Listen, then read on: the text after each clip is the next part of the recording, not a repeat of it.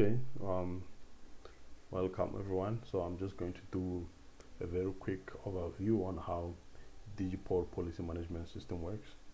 So I'm just going to log in as the super admin. So the super admin has got access to all the branches. I'm just logging in, and then all the branches will be listed here according to provinces. So I just want to go to branches under Limpopo,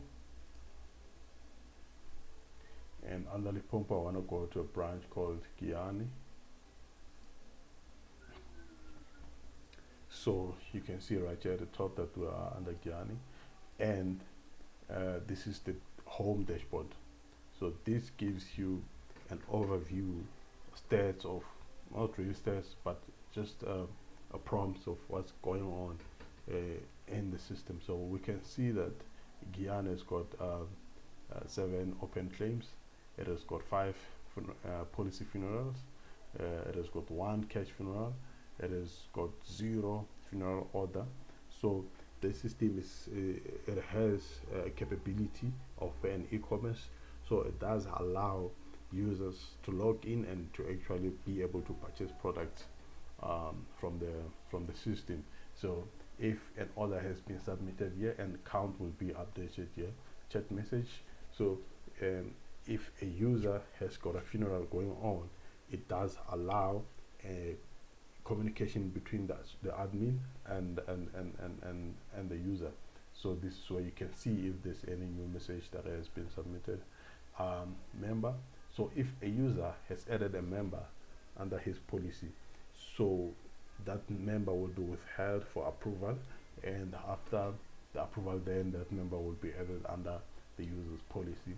Same thing with the policy. If the user has registered a policy on his own, it is also withheld until it's approved. Then it can actually appear under policies.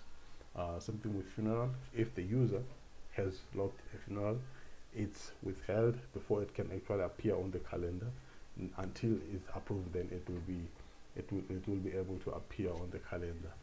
Something with claims, something with proof of payments. So the system does allow a user to do an EFT payment, and once they've done that, they can just upload the proof of payment on the system, and then that proof of payment will be withheld for approval. And once the approval has been done, then that payment, it gets allocated to that user. New applications. So the system has got an agent user. So as an agent, you can actually log in. The only thing that you can do is to capture new applications and to actually capture payments and SMS balances. This is where we see the balances of the SMSs. Not everybody can see this, only the admins, the branch manager and the admin. So this is our calendar. You can see that this is the cash funeral, and you can click on that and check out the details of deceased person, burial date, the address, and also personal information. And then these are policy funerals. You can see that. You can see the policy funerals. So we can actually go to that funeral and see what's in there. We can be able to arrange a pickup. We can be able to arrange viewing. We can be able to arrange bricklaying. We can be able to schedule when the family of the deceased can be able to upload the message, the tombstone message.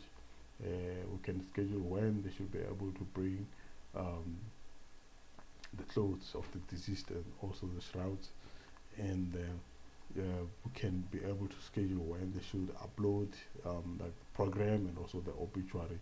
So this is where it gets uploaded, and then this is where all the chat messages that I was talking about, this is where all the chats goes, and this is where we order products. So the admin can actually order products on behalf of the user, or the user can also be able to order product on his own. So I'll just go into that so that you can see how the online shop looks like. That's what it looks like, and that's how you view the products. So it makes it quite easier to see how the product looks like before, without having to go straight to the funeral home. And cash funerals. Cash funerals, you can create cash funeral packages, so it becomes very easy for you to create the cash funeral. Claims, this is all the claims that are still pending. And stats, this is where you see the stats, like how many funerals you had in a month or in a year. Products, this is where you add all the products. You can see here, these are categories, and under categories are products. So under categories, we've got 3 products, and so on. Payments, this is where we can capture payments. I'll just search this policy now, and you can see that this policy, it does not owe anything, so there is no need for me to capture any payment.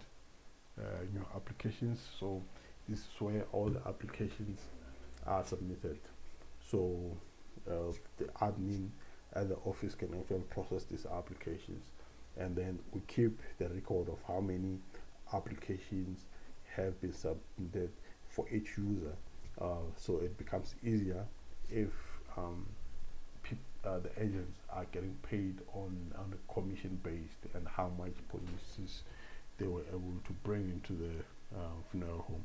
So you can switch between branches here.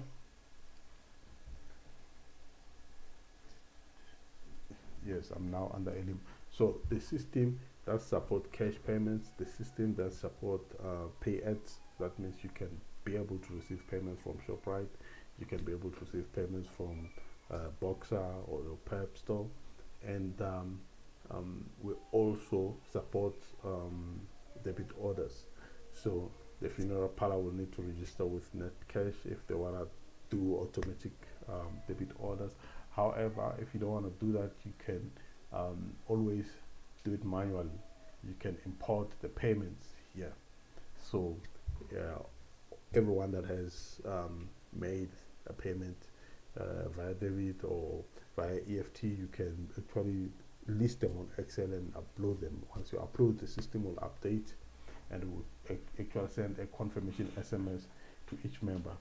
You can import members to the system. We can import policies to the system. That becomes easy if you want to migrate from one system to another. So because here we can actually import in bulk, you can we actually recommend that at least 2,000 policy maximum can be imported into the system. Messages, this is where you can broadcast messages to your all policy holders. You can config SMSs, so you can customize your SMSs here. You can also disable which SMSs to send, and that is very important in terms of customizing how your system works, and it actually helps a lot in terms of saving, in terms of buying SMSs. And your branches are here, company details are here, policy number is the config of how the policy number should be constructed is here. So this is just an overview of the system. I believe that this will give you a nice understanding in terms of how the system works. Thank you very much.